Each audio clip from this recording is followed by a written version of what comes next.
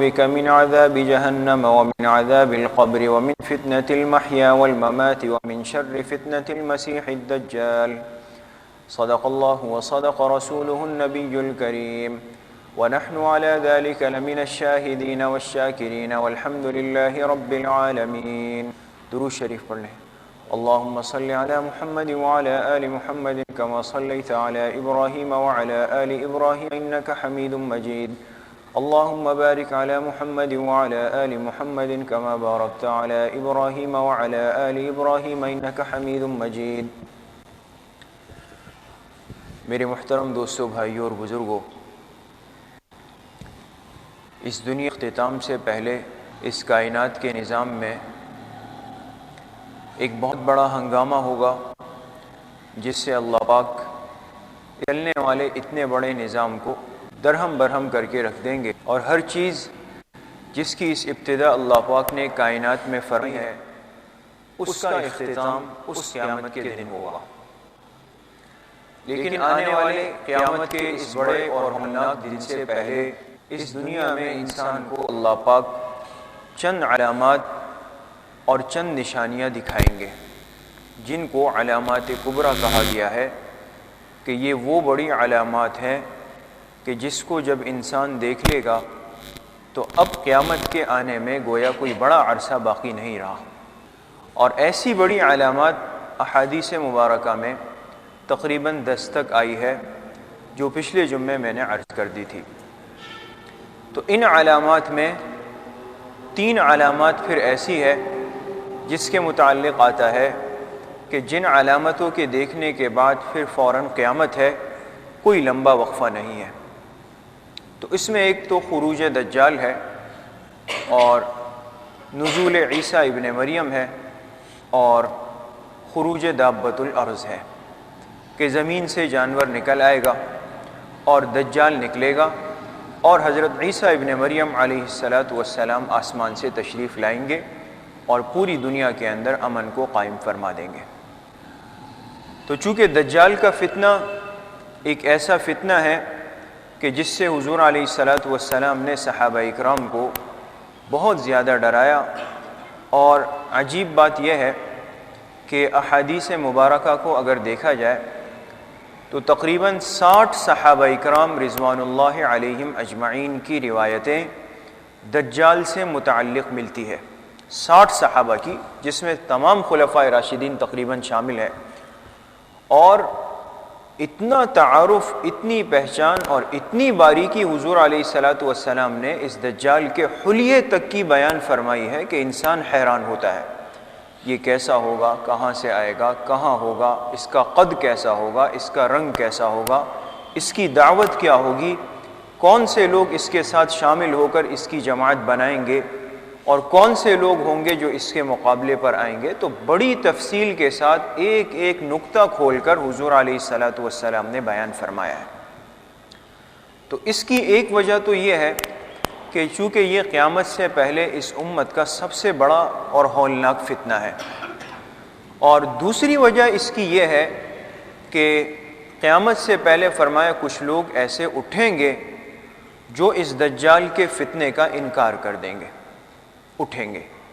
اور فتح الباری جو بخاری شریف کی سب سے بڑی شرح ہے حدیث کی، اس میں حافظ ابن حجر عسقلانی رحمۃ اللہ علیہ نے ایک روایت نقل کی ہے کہ عبداللہ ابن عباس رضی اللہ عنہ فرماتے ہیں خطب عمر بن الخطاب رضی اللہ عنہ، کہ ایک دفعہ حضرت عمر رضی اللہ تعالی عنہ نے مسجد نبوی میں خطبہ دیا. تو اس خطبے میں حضرت عمر رضی اللہ عنہ نے فرمایا کہ قیامت اس وقت تک قائم نہیں ہوگی جب تک ایسے لوگ دنیا میں پیدا نہ ہو جائے جو 4 چیزوں کا انکار نہ کر دے. 4 چیزوں کا انکار کریں گے. وہ 4 چیزیں کیا ہیں؟ فرمایا ایک تو وہ رجم کا انکار کریں گے. رجم ایک سزا ہے حدود کے اندر کہ اگر کوئی مرد اور عورت شادی شدہ ہو اور نعوذ باللہ بدکاری کر لے تو ان کی سزا شریعت نے، اللہ پاک نے، حضور علیہ السلام نے رجم رکھی ہے. رجم کا مطلب یہ ہوتا ہے کہ ان کو پتھر مار کے سنسار کیا جائے. تو ایسے لوگ قیامت سے پہلے اٹھیں گے جو رجم کا انکار کر دیں گے کہ رجم نہیں ہے، اور دوسرا فرمایا ایسے لوگ قیامت سے پہلے اٹھیں گے جو دجال کا انکار کر دیں گے کہ بھئی دجال نے نہیں آنا، دجال کا انکار ہو جائے گا، اور تیسرا فرمایا ایسے لوگ اٹھیں گے جو عذاب قبر کا انکار کر دیں گے کہ قبر میں کوئی عذاب کچھ نہیں ہوتا، یہ ایسے ہی ایک گڑھا ہے، یہاں چلے جاؤ ختم۔ اور چوتھی چیز فرمایا کہ ایسے لوگ اٹھیں گے جو حضور علیہ الصلاۃ والسلام کی شفاعت کا انکار کر دیں گے۔ تو دیکھیں یہ چار چیزیں، تو ایک رجم کا انکار ہوگا، دوسرا خروج دجال کا انکار ہوگا کہ دجال ہے ہی نہیں آئے گا، تو رجم کا انکار اور دجال کا انکار یہ قیامت سے پہلے ہوگا، عمر ابن خطاب رضی اللہ عنہ فرماتے ہیں۔ اور اس زمانے میں ایک شخص نے ان دونوں چیزوں کا انکار کیا، ہمارے اس زمانے میں ایک شخص ایسا اٹھا جس نے ان دونوں باتوں کا انکار کیا ہے، اس وقت بھی ہے کہ نہ رجم ہے اور نہ دجال ہے۔ اور ایسے لوگ تو کافی زمانے سے چلتے ہوئے آ رہے ہیں جو عذاب قبر کا اور حضور علیہ الصلاۃ والسلام کی شفاعت کا انکار کرتے ہیں۔ تو حضور علیہ الصلاۃ والسلام کا اتنی تفصیل سے اس فتنے کو بیان کرنا، تو اس کا ایک بہت بڑا مقصد اس امت کو یہ تنبیہ بھی کرنی تھی کہ دیکھو قیامت سے پہلے ایسے لوگ آئیں گے جو اس فتنہ دجال کا انکار کریں گے، تو ایسے لوگوں سے ہوشیار رہنا۔ اب دنیا کے اندر آسمانی مذاہب جو ہیں، یعنی جن کا تعلق اور جن کے پیغمبروں کا سلسلہ اللہ پاک نے جاری کیا ہے، وہ تین ہے۔ ایک مذہب یہود کا ہے، دوسرا عیسائیت کا ہے، اور تیسرا مسلمانوں کا ہے۔ یہود حضرت موسیٰ علیہ الصلاۃ والسلام کے پیروکار ہیں، ان کو جو کتاب ملی وہ تورات ہے۔ عیسائی حضرت عیسیٰ علیہ الصلاۃ والسلام کے پیروکار ہیں، ان کو جو کتاب ملی وہ انجیل ہے۔ اور امت مسلمہ حضور علیہ الصلاۃ والسلام کی پیروکار ہے، اور ہمیں جو کتاب اللہ پاک نے قیامت تک کے لیے دی ہے وہ قرآن پاک ہے۔ اب یہاں ایک بات مشترک ان تینوں مذاہب میں کہ چاہے یہود ہے، چاہے عیسائی ہے، چاہے مسلمان ہے، ان تینوں مذاہب آسمانی میں ایک قدر مشترک یہ ہے کہ یہ تینوں ایک شخصیت کا انتظار کر رہے ہیں۔ ان تینوں کے نزدیک، یہود کے ہاں بھی، عیسائیوں کے ہاں بھی اور مسلمانوں کے ہاں بھی، قیامت سے پہلے ایک شخصیت نے آنا ہے، اور جس شخص کے پاس کچھ ایسی طاقتیں ہوں گی جو عام انسان کے پاس نہیں ہو سکتی۔ یہ تینوں مذاہب ایک آنے والی شخصیت کے انتظار میں بیٹھے ہیں۔ اب یہ کون ہے؟ سب سے پہلے مسلمان، یہ امت مسلمہ، ان کا عقیدہ تو قرآن اور احادیث مبارکہ سے یہ ہے کہ قیامت سے پہلے حضرت عیسیٰ علیہ الصلاۃ والسلام نے آسمان سے تشریف لانا ہے، اور آپ دنیا میں تشریف لائیں گے۔ اس وقت آپ آسمانوں پر زندہ ہے، حیات ہے، تو زمین پہ تشریف لا کر امت مسلمہ کی آپ قیادت فرمائیں گے، اور پوری دنیا کے اندر اسلام نافذ ہو جائے گا، امن ہو جائے گا، اور کچھ عرصے بعد پھر حضرت عیسیٰ علیہ الصلاۃ والسلام انتقال فرما لیں گے، اور حضور علیہ الصلاۃ والسلام کے روضہ مبارکہ میں آپ کو دفن کر دیا جائے گا۔ یہ امت مسلمہ کا عقیدہ ہے کہ قیامت سے پہلے آنے والی جو ہستی ہے، جو شخصیت ہے، وہ حضرت مسیح یعنی حضرت عیسیٰ علیہ الصلاۃ والسلام ہے، جو آئیں گے اور اس وقت آسمان پہ حیات ہیں، زندہ ہے۔ عیسائی مذہب کا اور عیسائی دین کا عقیدہ یہ ہے کہ قیامت سے پہلے آنے والی شخصیت حضرت عیسیٰ علیہ السلام ہے، ان کے نزدیک بھی یہی ہے۔ لیکن پھر مسلمانوں میں اور عیسائیوں میں فرق یہ ہے کہ عیسائیوں کے نزدیک حضرت عیسیٰ علیہ الصلاۃ والسلام کا پہلے دنیا میں انتقال ہو چکا تھا، جبکہ امت مسلمہ کے نزدیک آپ کا انتقال نہیں ہوا، اللہ نے آپ کو زندہ آسمانوں پہ اٹھایا ہے۔ تو عیسائیوں کے نزدیک آپ کا انتقال ہوا، انتقال کے 3 دن کے بعد اللہ نے آپ کی میت، آپ کے جسم کو آسمان پہ اٹھایا اور اوپر آپ کو زندگی دی۔ اور قیامت سے پہلے حضرت عیسیٰ علیہ السلام دنیا میں تشریف لا کر پوری دنیا کے وہ لوگ جو عیسائیت کے طریقے پر نہیں ہوں گے ان کو ختم کر دیں گے. تو دنیا کا مذہب صرف عیسائیت رہ جائے گا، باقی پوری دنیا ختم ہو جائے گی. یہ عیسائیوں کا عقیدہ ہے. یہود کا عقیدہ یہ تفصیلی بھی ہے اور اس کو سمجھنا بھی بہت ضروری ہے، اس لیے کہ یہ یاد رکھیں کہ دجال کے فتنے کا سب سے بڑا اہم اور گہرا تعلق یہود سے ہے. جو کچھ کرنا ہے انہی نے کرنا ہے، شرارت یہی سے ہوگی. یہود کے نزدیک قیامت سے پہلے ایک شخصیت آئے گی اور یہود کی کتابوں میں اس کا نام مسیح ہے، لیکن یہود نے ان کو مسیح بنا دیا ہے. مسیح ہاں نہیں ہے اس میں، مسیح. تو یہود کے نزدیک قیامت سے پہلے ایک مسیح آئے گا اور یہ مسیح ان کا شہنشاہ اعظم، پوری دنیا کا بادشاہ ہوگا. یہود کے نزدیک قیامت سے پہلے یہ آئے گا مسیح اور یہ پوری دنیا کا بادشاہ ہوگا. یہ مسیح ہے کون؟ یہ حضرت داؤد علیہ السلام کی اولاد میں سے ہے، جس کو یہود نے کہا یہ قائم المنتظر. یہ ایسا شخص ہے جو دنیا میں آئے گا اور پوری دنیا کے اندر یہودیت کو نافذ کرا دے گا. تو یہود مسیح کے انتظار میں ہیں، جن کے نزدیک یہ آ کر یہود کے علاوہ باقی سب کو ختم کر دے گا اور پوری دنیا کے اندر یہود کی بادشاہت قائم ہو جائے گی. یہ یہود کے نزدیک. لیکن یہود کے ہاں اس مسیح کے آنے کی 3 شرطیں ہیں جو یہود کی مذہبی کتاب میں ہیں کہ یہ مسیح دنیا میں آ سکتا ہے. اس سے پہلے 3 باتیں ضروری ہے. پہلی بات یہود یہ کہتے ہیں کہ یہ ہمارا مسیح اور بادشاہ دنیا میں اس وقت آئے گا جب پوری دنیا کے یہود جمع ہو کر بیت المقدس میں آ جائیں گے. پوری دنیا میں جتنے یہود بکھرے ہوئے ہیں یہ اپنے اپنی جگہ، اپنے گھر، اپنے علاقے چھوڑ کر سمٹ کر کے اس مقام مقدس مسجد اقصی اور بیت المقدس میں آ کے جمع ہو جائیں گے. اور اس بات میں اب کوئی شک و شبہ نہیں ہے کہ پوری دنیا سے یہود سمٹ کر کے اسرائیل جا رہے ہیں اور ان کا منصوبہ گریٹر اسرائیل کا پوری دنیا پر واضح ہے. اور آپ دیکھیں روز آتا ہے کہ فلسطینیوں کے بارے میں یہ سازش اور کوشش ہے کہ ان کو اس علاقے سے بے دخل کر کے نکال دیا جائے تاکہ تمام یہود اس علاقے میں جمع ہو جائے اور اس مسیح کے آنے کی پہلی شرط ہم پوری کر لیں. یہ کوئی عام واقعہ نہیں ہے کہ یہود جو بیت المقدس کے ارد گرد جمع ہو رہے ہیں اور فلسطینی مسلمانوں کو تنگ کر رہے ہیں، تو یہ کوئی علاقائی زمین کی جنگ نہیں کہ ان کو زمین چاہیے. ان کو اس مسیح اور اس دجال کے لیے راستہ ہموار کرنا ہے اور اس کی پہلی شرط ان کے نزدیک یہ ہے کہ پوری دنیا کا یہود جمع ہو کر اس بیت المقدس کے پاس آ جائے. دوسری شرط ان کی کتابوں میں یہ ہے کہ یہ مسیح اس وقت آئے گا جب کہ دنیا کی امیر ترین اور دولت مند قوم جو ہے یہود بن جائے اور باقی پوری دنیا اور پوری دنیا کے ممالک سب سود کے اندر جکڑ کر یہود کے قرض خوار بن جائے، یہود کے مقروض بن جائے.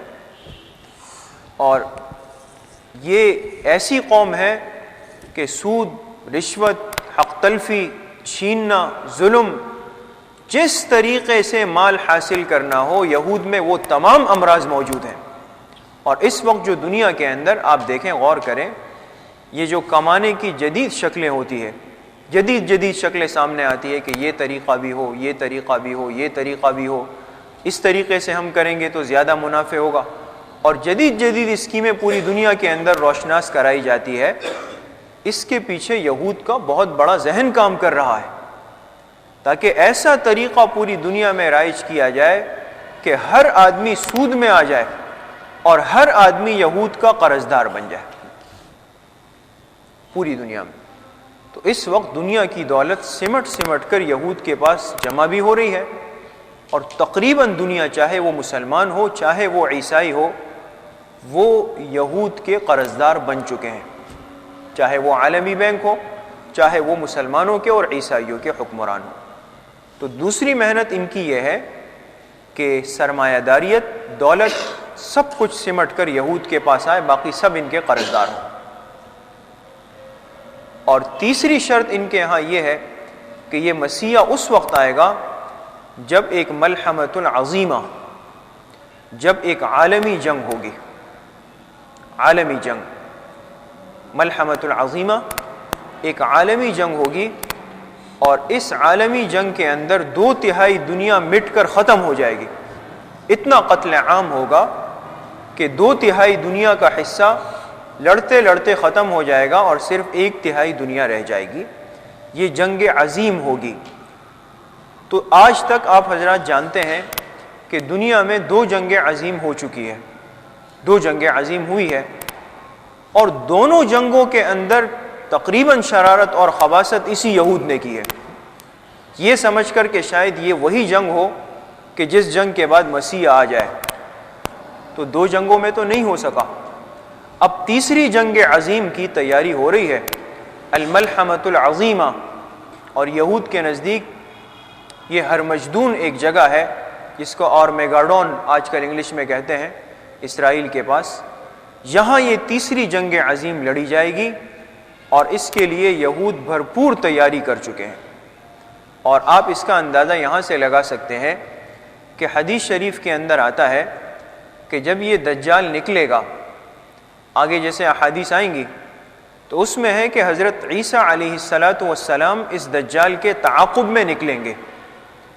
تو یہ دجال آپ سے بھاگتا بھاگتا بھاگتا بھاگتا بالآخر اسرائیل میں ایک جگہ ہے، حدیث میں ہے مقام لد، باب اللد، اس باب اللد پر پہنچ کر یہ دجال رکے گا اور حضرت عیسیٰ علیہ السلام اس کو قتل کر ڈالیں گے۔ تو حدیث کی روشنی میں دجال کے قتل کا جو مقام ہے وہ مقام لد ہے، لد بیت المقدس کے پاس۔ اب یہود نے جب یہ باتیں دیکھی ہماری کتابوں میں کہ یہ دجال لد کے مقام پہ قتل ہو جائے گا، تو انہوں نے وہاں پر ایک بہت بڑا ایئرپورٹ تعمیر کیا، ہوائی اڈہ۔ یہود نے ایک بہت بڑا ایئرپورٹ تعمیر کیا اور اس ایئرپورٹ کا نام ہی لد ایئرپورٹ رکھا گیا، اور اس ایئرپورٹ پہ انہوں نے 24 گھنٹے ایک جہاز تیار حالت میں کھڑا کیا ہوا ہے۔ ان کا ذہن آپ دیکھیں، یعنی یہ یقین ان کو بھی ہے کہ جو بات حضور علیہ السلام فرما چکے ہیں ویسا ہو کے رہے گا کہ دجال آ کے لد پر قتل ہوگا، تو انہوں نے اس کے لیے انتظام کیا کہ کسی طریقے سے اپنے اس بادشاہ کو، اس دجال کو حضرت عیسیٰ علیہ السلام سے بچایا جائے۔ اس کا طریقہ انہوں نے کیا سوچا کہ وہاں ایئرپورٹ تعمیر کر کے اس پہ جہاز کھڑا کر دیا کہ جیسے دجال آئے گا ہم اس کو بٹھا کر وہاں سے اڑا دیں گے۔ یہ ان کی ایک تیاری ہے، لیکن ظاہر سی بات ہے اللہ پاک کی قدرت کے سامنے ان کے نظام کی کوئی حیثیت نہیں، اور جو حضور علیہ السلام فرما چکے ہیں ویسا ہو کے رہے گا۔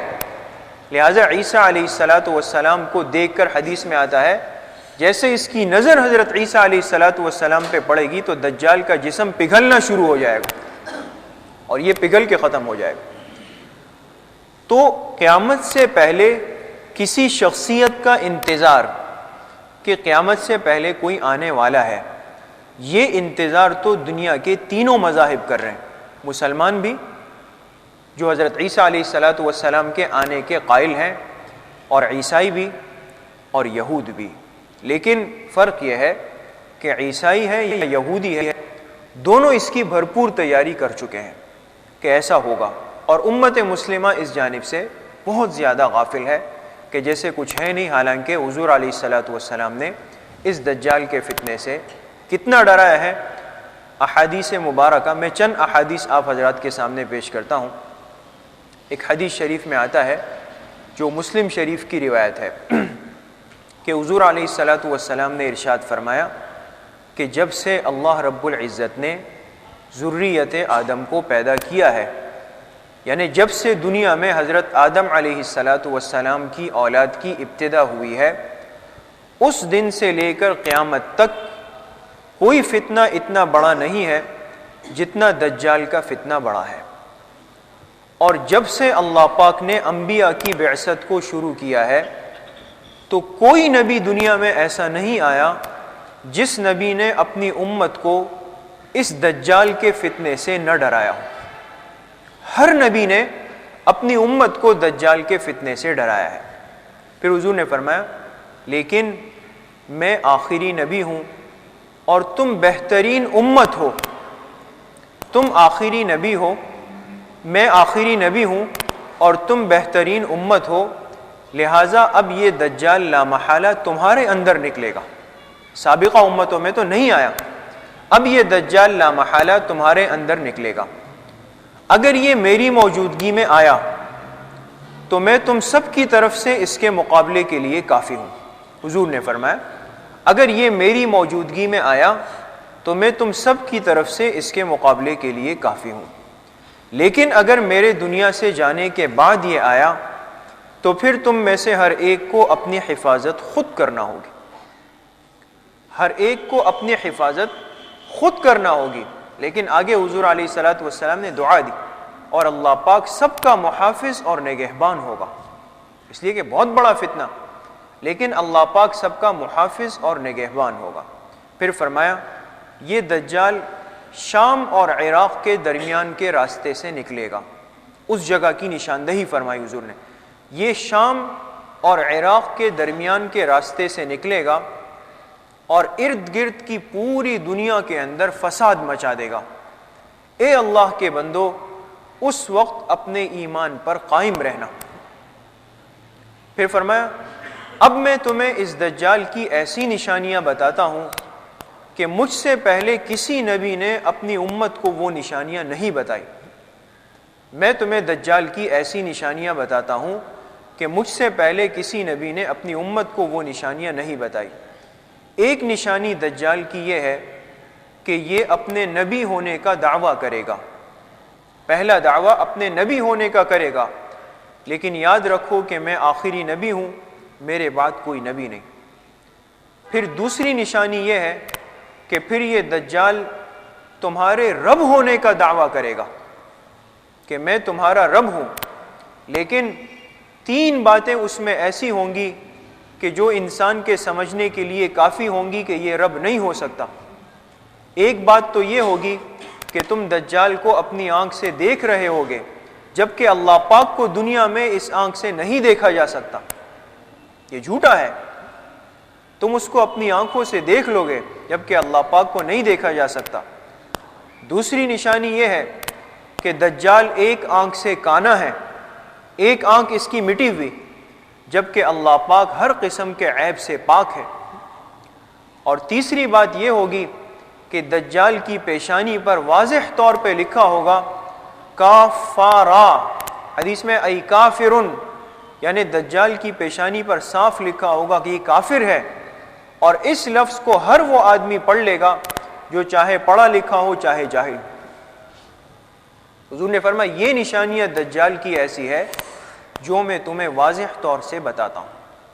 اور حضرت انس بن مالک رضی اللہ عنہ کی روایت ہے کہ حضور علیہ الصلوۃ والسلام نے ارشاد فرمایا کہ دجال کے آنے سے پہلے کچھ سال دھوکے کے سال ہوں گے.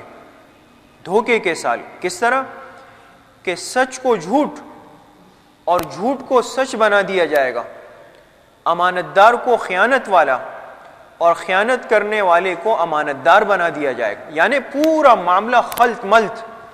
یہ جو فتنہ بڑا ہے اس کی وجہ یہ ہے کہ سارے معاملات انسان کی سمجھ سے بالا تر، کون سچ بول رہا کون جھوٹ بول رہا، کون امانت دار ہے کون خائن ہے، برعکس. اور فرمایا کہ رویبضہ، فاسق ترین لوگوں کے معاملات حل کرنے لگ جائیں گے. آج انسان دیکھے کیا معاملات چل رہے ہیں، تمام مشتبہ. انسان کہتا ہے کس کو سچا کہوں کس کو جھوٹا کہوں. یہ آنے والی وہ علامات سے پہلے کے چند سال. اور حضرت عمیر ابن ہانی رضی اللہ عنہ فرماتے ہیں اذا صار الناس فسطاطین، جب لوگ 2 خیموں میں بٹ جائیں گے، 2 خیمے لگ جائیں گے. فسطاط الایمان لا نفاق فیہ، ایک تو خالصتاً ایمان والوں کا خیمہ ہوگا جس میں نفاق ذرہ برابر نہیں. وفسطاط النفاق لا ایمان فیہ، اور ایک خیمہ ایک جماعت نفاق والوں کی ہوگی لا ایمان فیہ، جس میں ذرہ برابر ایمان نہیں ہوگا. جب یہ صورتحال تمہارے سامنے آ جائے کہ واضح طور پر ایک تقسیم ہو، خالصتاً ایمان والے جن میں کوئی نفاق نہیں، اور خالصتاً نفاق والے جن میں کوئی ایمان نہیں. تو پھر فرمایا کہ پس فانتظر الدجال یومہ، بس اب انتظار کرو، یا تو دجال اسی دن نکلے گا یا اس کے بعد اگلے دن آئے گا. جب یہ صورتحال دنیا کے سامنے آ جائے کہ ایسی تقسیم ہو کہ ایک طرف خالصتاً ایمان والے ہر قسم کے حالات لیکن ایمان پہ جمع ہوا، اور دوسری طرف نفاق والے، فرمایا یا تو اسی دن تم میں دجال نکل آئے گا یا اس سے اگلے دن دجال نکلے گا. اور بھی کئی احادیث ہیں. ان احادیث کو اگر ایک انسان غور سے دیکھیں، جیسے آگے آئیں گی، تو دیکھیں اس وقت جو دنیا کے معاشی حالات، سیاسی حالات اور اخلاقی حالات، یعنی آپ دیکھیں کہ معاشی لحاظ سے ہمارا یہ ملک ہو یا تقریباً دنیا کا نظام معاشی کاروباری لحاظ سے آپ دیکھیں دن بدن تباہی کی طرف آ رہا. اسی طریقے سے سیاسی حالات ہمارے ملک میں ہو یا پوری دنیا میں، ایک قتل عام ہے، ایک تباہی ہے ہر طرف. ایسا کیوں ہو رہا؟ اسی طریقے سے جو اخلاقی حالات ہے کہ جھوٹ بولنے میں اب کوئی عار نہیں، گناہ کرنے میں کوئی عار نہیں، کسی کو دھوکہ دینے میں کوئی عار نہیں. یہ کیوں ہو رہا؟ تو معاشی حالات کا گرنا، سیاسی حالات کا گرنا اور اخلاقی حالات کا جو گرنا ہو رہا ہے، آپ وہ احادیث مبارکہ دیکھیں کہ ان احادیث میں حضور علیہ الصلاۃ والسلام نے نشاندہی فرمائی تو آگے کیا ہونے والا ہے. یہ احادیث اتنی صاف اور واضح ہے کہ انسان دیکھے تو انسان کو لگتا ہے کہ شاید یہ فتنہ اسی زمانے کے لیے تھا. تو بہرحال اس فتنے سے متعلق اور احادیث بھی ہے. باقی یہ کہ دجال کا جو تعارف حضور نے خود فرمایا کہ اس کے ساتھ کون ہوں گے، یہ کس چیز کی دعوت دے گا، اور یہ کہاں پیدا ہوا، کب نکلے گا، انشاءاللہ یہ تفصیل چلے گی. اللہ پاک ہم سب کو صحیح عمل کی توفیق نصیب فرمائے. الحمدللہ رب العالمین والصلاة والسلام علی سید الانبیاء والمرسلین وعلی آلہ واصحابہ وازواجہ وامتہ اجمعین. یا اللہ یا ارحم الراحمین، ہمارے صغیرہ کبیرہ ظاہراً باطناً ہر طرح کے گناہوں کو معاف فرما دے. یا اللہ اپنی رضا والی زندگی نصیب فرما دے. یا اللہ نفس اور شیطان کے وساوس سے ہماری حفاظت فرما دے. یا اللہ پوری امت مسلمہ کی حالت پہ رحم فرما دے. جتنے بیمار ہیں یا اللہ سب کو شفائے کاملہ عاجلہ نصیب فرما دے. جتنے پریشان حال ہے یا اللہ سب کی پریشانیوں کو دور فرما دے. جتنے اموات المؤمنین ہیں یا اللہ سب کی مغفرت فرما دے. یا اللہ ہم سب کا خاتمہ بالایمان و بالخیر نصیب فرما دے. ہماری دعاؤں کو اپنے فضل و کرم سے، فضل و رحمت سے اپنی بارگاہ میں قبول اور منظور فرما دے. وصلی اللہ وسلم علی نبینا محمد وآلہ وصحبہ اجمعین برحمتک یا ارحم